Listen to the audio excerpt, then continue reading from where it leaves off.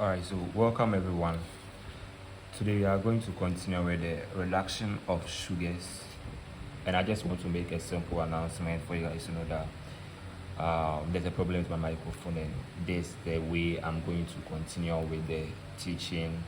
So, and it's very interesting. You can just pay attention to every detail, and you are going to understand it very well. Alright, so moving on, I just want you to know that there are reactions of sugars. And a typical example of the reduction of sugars, we are having the reduction of sugars and we are having the oxidation of sugars. We'll be talking about ketosis that are being transformed into aldoses through a process called the tautomerization. So,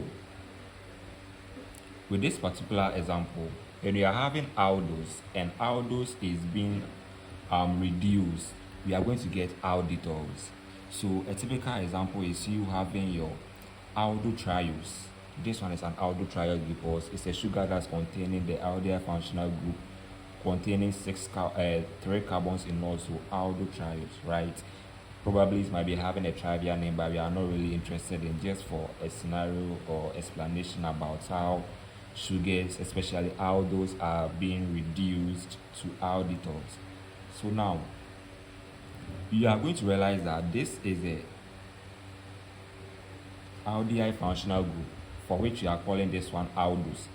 Now after the reaction with a reducing agent, this one is a reducing agent, sodium borohydride. It's a very strong reducing agent. So in the presence of your alcohol, you are going to have your sugar converting into aldetol.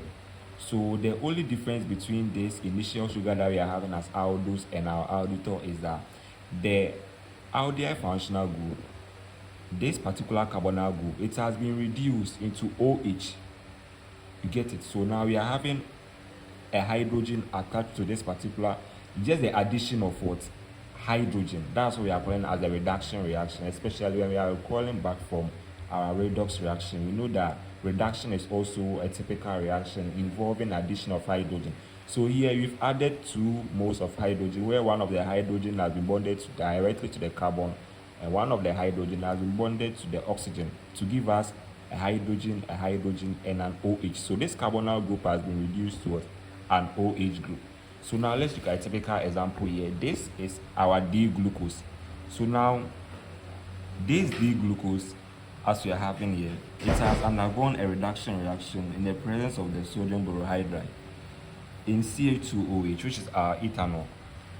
Now, the reaction that we are going to have here is that we are going to have this aldehyde functional group being converted into what? A reduced form, where we are having our carbon, and now this carbon is having OH group, and here we are having our hydrogen and also our hydrogen here. So this is very simple. So now the name is changing from D-glucose to D-glucosetol, which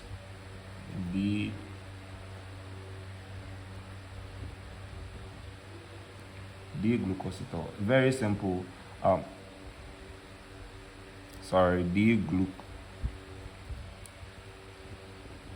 D-glucosetol. Sorry, the name actually confused me. So this is the whole reaction. So in case maybe they give you a question where they've given you a sugar, if you look at this sugar very well, you are going to know that this sugar is an aldose sugar. Then after the reaction, or let's say they asked you to provide the reagent, they've given you the initial sugar and the final sugar, and you realize that this one has undergone a reduction reaction. The only reagent to provide is sodium borohydride in the presence of ethanol. Or they can give you the sugar and bring the conditions, such as the reagents and the condition, and they'll ask you to provide the sugar. Just know that this one is a reducing sugar, so automatically you are converting this carbonyl group acting as an aldehyde into this particular form. Now let's move to the oxidation of sugars. So the oxidation of sugars, here we are using our tolling reagent. Those who have been actually focusing very well with the reagents, you know that this one is a tolling reagent. Tolling reagent is an oxidizing agent. So with this, if you're having your D-glucose, this one is your D-glucose. Your D-glucose, most of our sugars are found in the cyclic form. So if you want to react the sugar, then this is that you have to open the sugar. That's why we are having water. When you are having your sugar, especially this, when we're talking about the hemiacetal formation of sugars, where you are having your straight chain sugar converting into your cyclic sugar, you are going to realize that water is being expelled out. Now, if you are replacing the water back, then this is how we are going to split the bond. We are going to change the carbon from it being anomeric into the normal aldehyde carbon or a carbonyl carbon. So this is what we are having here. So the reaction, this one is a oxidation of sugars, where we are having our sugar in the presence of water and our oxidizing agent, which is the tolling reagent. It will give us a gluconic acid. This is D-glucose. So this one being D-glucose. Actually, we are not interested in the configuration of the anomeric carbon. If you are interested, then this one will be beta D-glucose, right? So now, in the presence of the water, this is the first step. So this water is going to split the anomeric carbon. It will open the chain. So now, this is the explanation that I want you to know. So it will open the chain. Now we are going to have our aldehyde back. Then now the tolling reagent will now convert this carbonyl group into a carboxylic acid derivative. So this is what we are having here. So now we are seeing that our aldehyde has been converted to a carboxylic acid derivative. So in the presence of this, then we are going to have our Ag plus, which is more like the silver. We are going to have the silver also there. So now we've talked about the reduction of sugars, and also we have talked about the oxidation of sugars. Now let's move to a situation where we are having our ketosis being converted to reducing sugars. When we are having a ketose and it's being reduced, what are you going to get? You are definitely going to get aldehyde or aldose. So now let's look at this. This mechanism is all about tautomerization. So we will talk about tautomerization very well, but I just want you to pay attention to this. This one is a ketose. Why? Because we are having the carbonyl group bonded to R groups. Not that this carbonyl group is bonded to directly to hydrogen. No. This carbonyl group is bonded to an R group here and also an R group. Now, in equilibrium, we are going to have this particular, there's a process called the tautomerization, where the tautomerization is all about movement of hydrogen around a molecule. We are having a molecule all right, but there's a movement of proton, especially, yes. There's a movement of proton around the molecule. So here, as we are seeing something here we are having our double bonded to oxygen.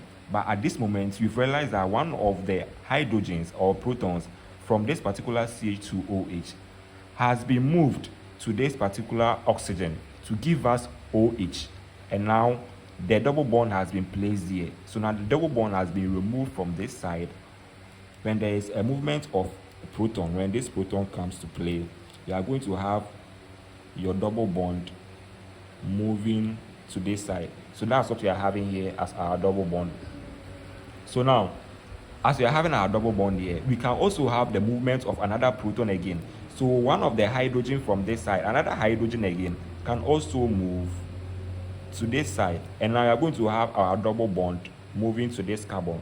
So that's how come we are having our double bond. So now the double bond has been shifted across the molecule all the way from this particular side to this particular carbon. You get it? So now there's a movement of double bond. So the intermediate that we are having here, the structure that we are going to have is very unstable. The structure that we are going to have as the intermediate is very unstable because it is at this particular moment where we are having the movement of the double bond as well as the proton. So we are going to call this one the indiol intermediate.